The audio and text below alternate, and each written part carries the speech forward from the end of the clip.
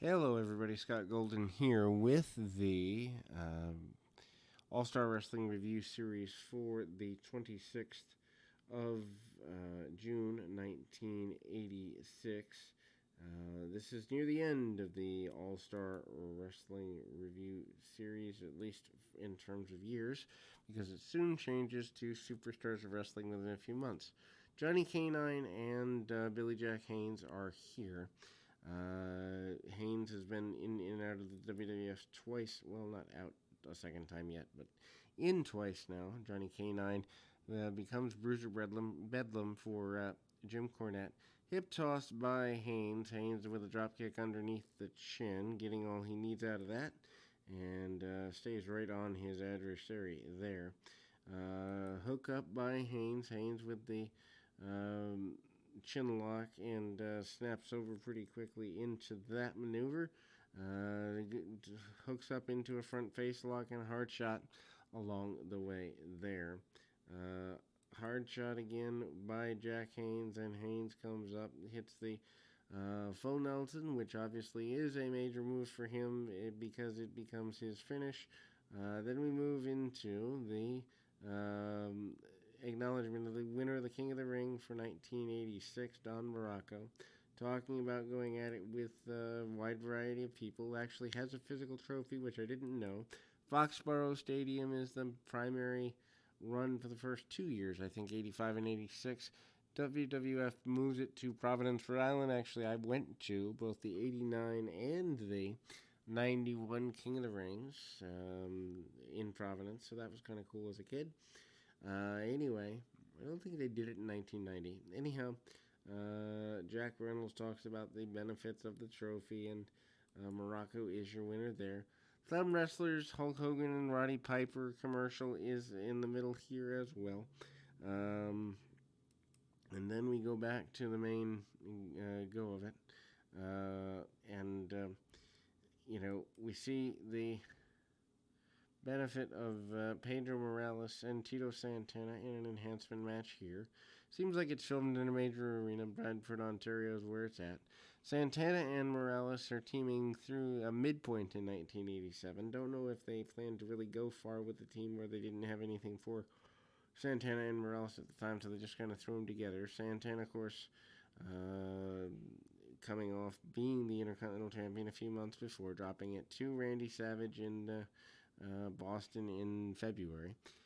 Crossbody by Santana after several headlock takeovers by Santana. Santana staying on his man pretty aggressively here and going back to work on the adversaries, as it were. Win by the baby faces with a flying forearm, and obviously Gorilla Monsoon and Bobby the Brain Heenan are having at each other pretty assertively there. The Body Shop with Stud and Bundy, managed, or I guess hosted by Don Morocco in the absence of Jesse Ventura on this particular show. Talk about Stud and Bundy wanting to get rid of the machines. Of course, the machines angle eventually leads into the heel turn of Andre the Giant late in 86 and into 1987. I think he officially turns in 87, but the teaser for that begins around November, December 1986, with Bobby Heenan being there to get him reinstated. So Harley Race is up next, the King of Wrestling, who is not the actual King of the Ring. In an enhancement match, drops the knee right across the bridge of the nose of his opponent, and Race hits a gut wrench suplex, among other things. Race continues to be one of the most decorated individuals in the history of professional wrestling as a 7-time NWA champion. And here in WWF doesn't have that great a run, but also cut off in 1988 by injury. Leaping knee, as only Harley Race can do, although he's a little off balance with the knee this time. Up and over by the opponent, and Harley ducks out of the way with the crossbody. Doesn't get the opponent, that is, doesn't get all he wants on that. Hanging suplex and cradle style, almost like a perfect flex, although hanging a bit more with it and falling back into the pinning combination, as it were. And Harley Race gets your victory here. Then we move into Another enhancement match, John Rizzo, who I don't know that I've seen much with before. Big singlet for him. And Iron Mike Sharp is the opponent here.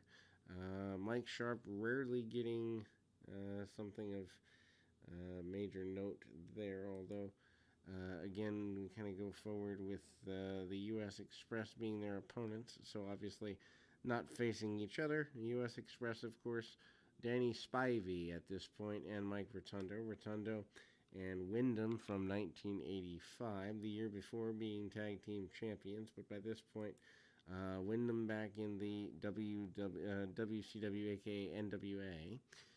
Missed shot by Rotundo, or by Sharp. Sharp gets himself cut off in the wrong corner if you're the heels, right corner if you're a babyface fan. Spivey, who looks a lot like a cross between Hulk Hogan and Barry Windham at the time, gets whipped across the ring and sent in for his trouble.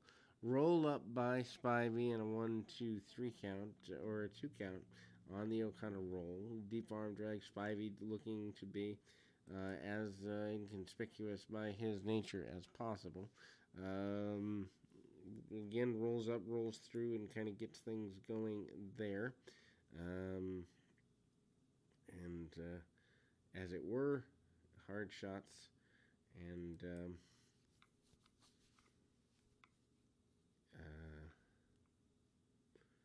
kind of again a roll through, and again we kind of see a slowdown of the match from a babyface perspective. U.S. Express probably not the best team at the time, but a Bulldog by Spivey gets the win for that tandem. We see the Dream Team, or at least Greg Valentine, come in. Dream Team managed by Johnny Valiant, talking about the Dream Team versus the Bulldogs in a steel cage mere months after WrestleMania 2. Of course, the Bulldogs still the top babyface tag team and your tag team champions. Beefcake and Valentine, of course, your Dream Team wanting to get the championships back for themselves. That does not come into fruition, of course, but the cage match at the upcoming house show tour is enough to keep the fans' attention at least for a little while. And then we go back to the main run and we close the program. We'll be back with more right after this.